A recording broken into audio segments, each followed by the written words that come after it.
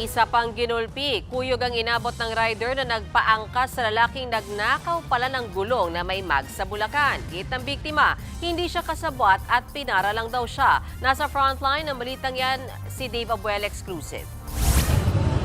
Nakasalampak na sa bangketa ang lalaking nakahelmet ng mavideohan ng isang motorista sa San Jose del Monte, Bulacan kagabi. Katabi niya ang nakatumba niyang motor. Maya-maya, sunod-sunod na suntok sa tagiliran ang inabot niya mula sa isang lalaki. May isa pang sumipa sa kanya.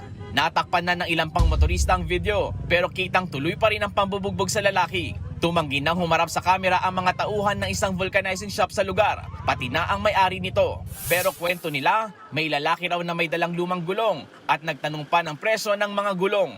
Laking gulat na lang daw nila nang biglang kunin ng lalaki ang isa sa mga nakadisplay na gulong na may mags. Agad daw itong umangkas sa isang rider na agad ding umandar. Pero nahabol sila ng mga tauhan ng vulcanizing shop. Dito na nabugbog ang rider. Di na nahagip sa video pero kinuyog din ang kumuha ng gulong. Dinala ang dalawa sa barangay hall.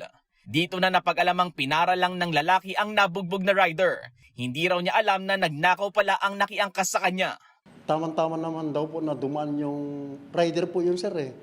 Hindi niya alam na gano'n ang nangyari, sir, na nakaw pala yung dala-dala ng gulong. Naiblatter na ang insidente sa barangay pero hindi na ito nauwi sa pagkasampa ng reklamo. Nagkausap na raw ang rider at ang may-ari ng vulcanizing shop. Hindi na rin sinampahan ng reklamo ang mismong kumuha sa gulong matapos mapagkasundo ang babayaran na lang niya ito.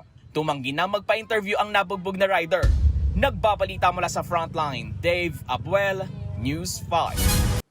Mga kapatid, Mean Los Baños po, huwag magpahuli sa mga balita at impormasyong dapat ninyong malaman.